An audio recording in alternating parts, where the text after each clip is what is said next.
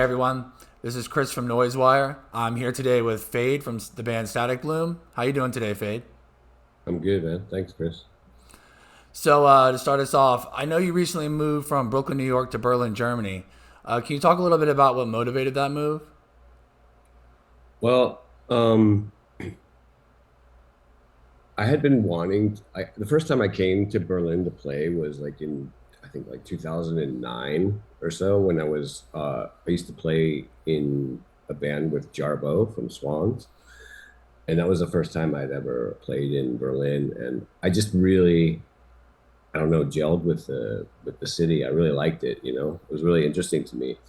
And then I had a lot of friends in the music scene in New York and elsewhere started moving to Berlin just because it seemed like a much more vibrant place for especially electronic music.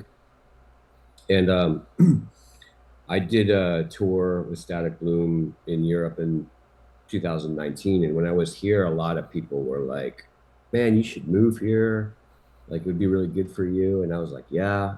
But I just didn't see how I could make that work at the time because, living in New York City, I'm kind of, and being an artist, kind of living, hand to mouth all the time. So it's just like the thought of like moving to Europe, I was just like, I didn't see how that would happen. It's just like, it'd be awesome. But also a big caveat, the big factor in all this that did make it a lot easier too is I have a German passport.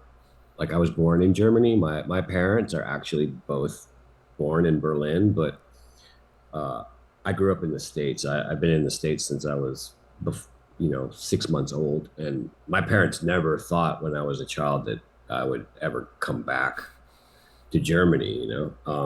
They fled Germany like as infants during the war, so they're kind of like traumatized by the whole thing. So I don't think it was ever like a thought in their mind. They never taught me German. Like, yeah, I grew up American. But that did help in me moving here, having a German passport and everything. But the long story short, the whole pandemic situation really like destroyed, like it really shook my whole world. Like I lost my job. I ended up losing my apartment in Brooklyn. It was just crazy circumstances. Everything was just like falling apart around me. And I just kept seeing my German passport on the coffee table every day when I was like, what the fuck am I gonna do? And blah blah blah.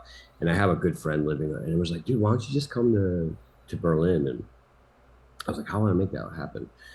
And it's a crazy long story, but what ended up happening is I went to the UK for a bit during the pandemic, and it was pre-Brexit, so I was able to like have healthcare and have everything settled out. And then I just once I got my shit together in the UK, I ended up being able to go from the UK to Berlin, so it made it a lot easier.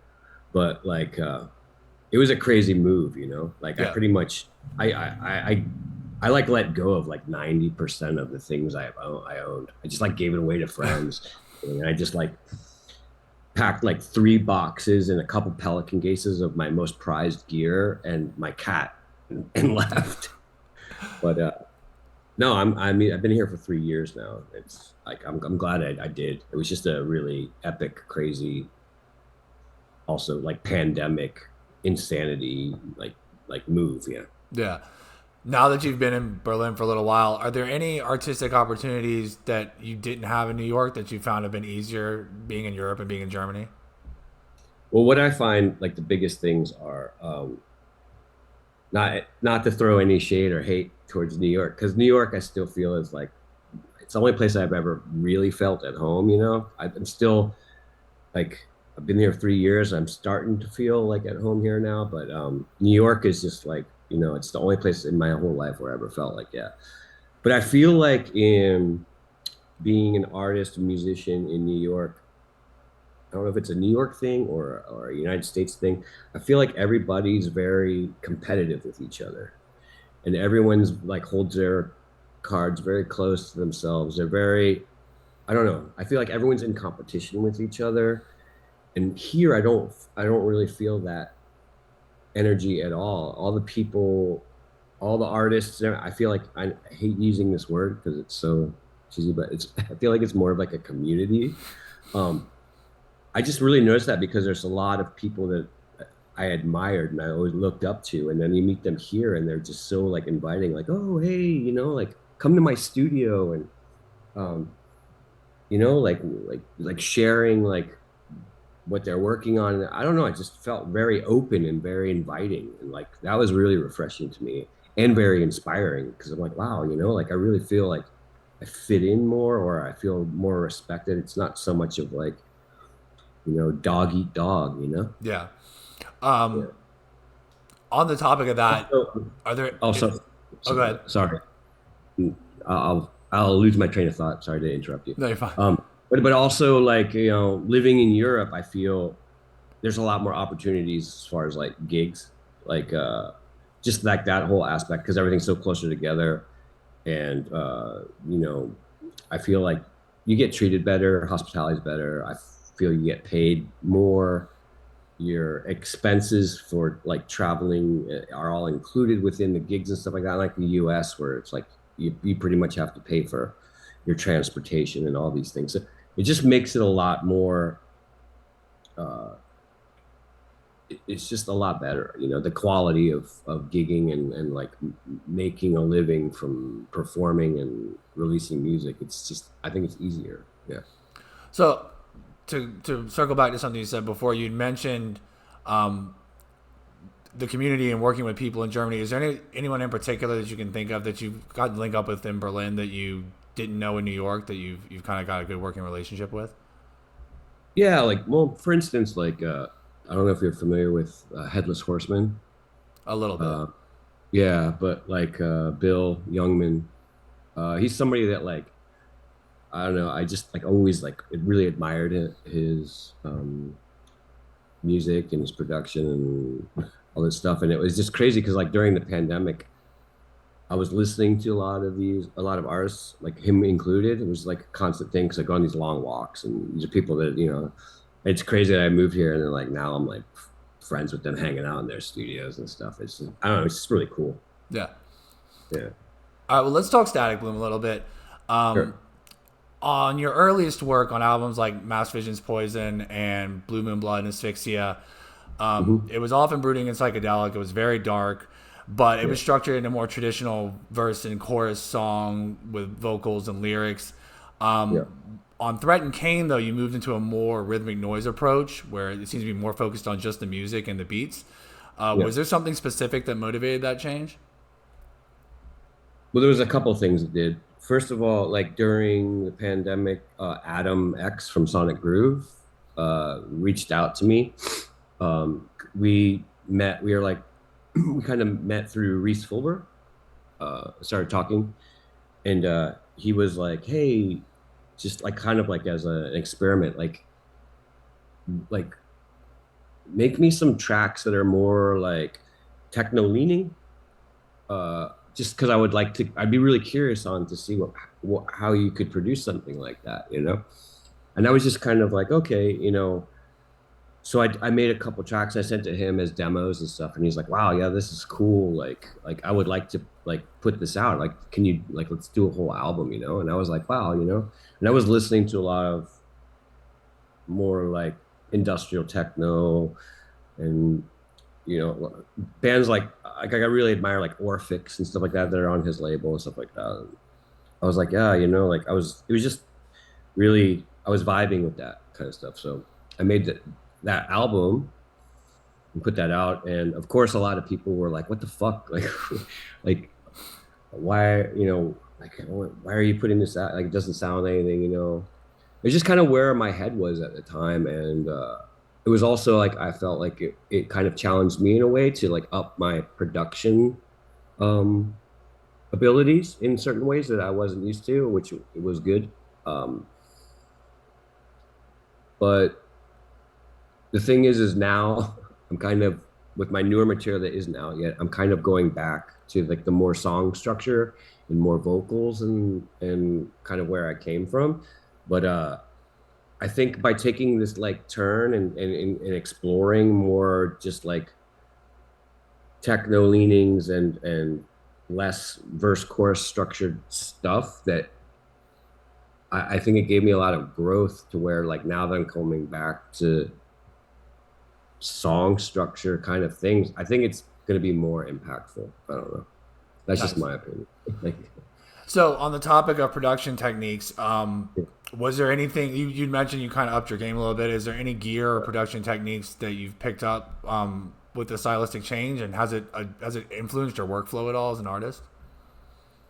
Yeah, I mean, I'm constantly changing like gear. Like during the pandemic, I really got into modular modular synths and stuff. I had any before just because I couldn't afford it at living in New York. I was like always so tight with money and but like during the pandemic, I was able to like make some money and my expenses weren't as high and I started and it was also a thing for me to like obsess about because we had so, during the pandemic everyone's you had so much free time and I was able to like just scour eBay and Reverb and all these things like trying to buy like used gear and stuff like that but the thing about it is like I'm a very tactile person because I'm originally a drummer so like I think working in a computer in a DAW like it just doesn't stimulate. I get really burnt out or bored, like just using VSTs and stuff like that. So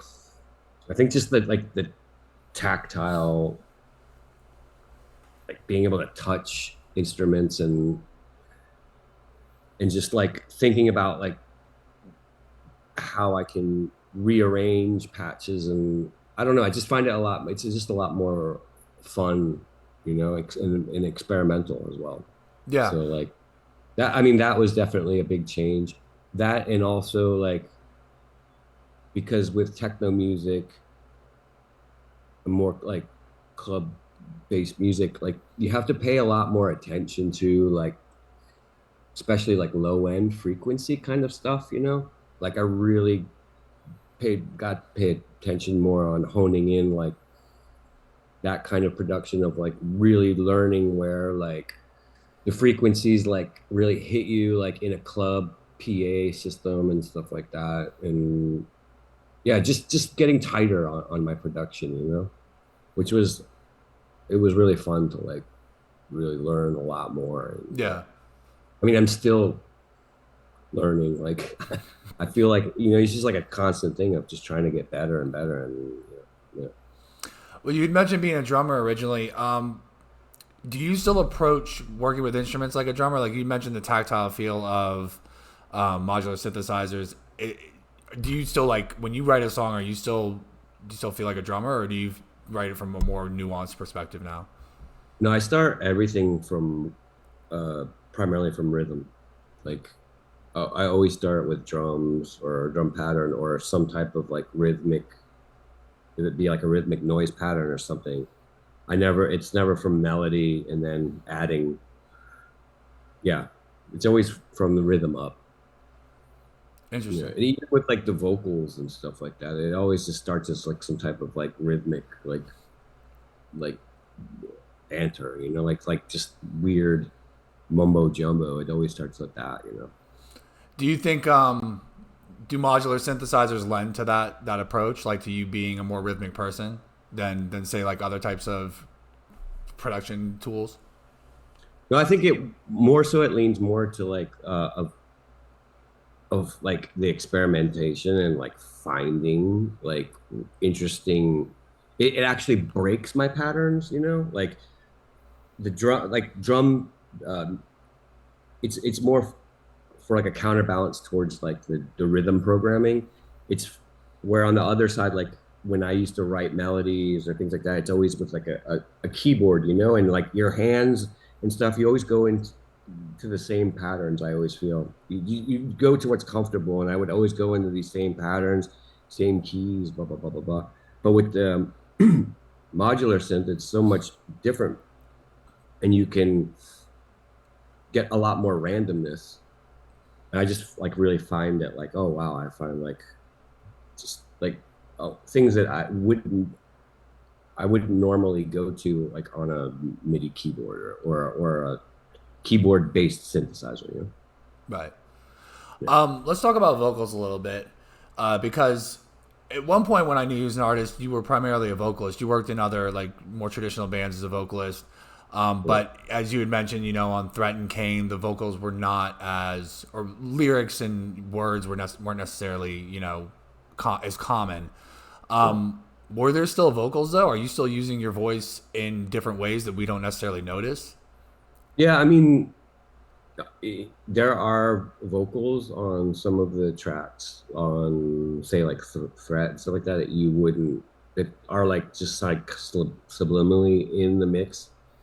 Just they don't really, they're not like a forefront or like primary focus of the track with like vocals and stuff. But yeah, I mean, like I said though, like now I'm getting more back into doing a lot more vocals on my newer material that's going to be coming out. Yeah. Awesome. Yeah.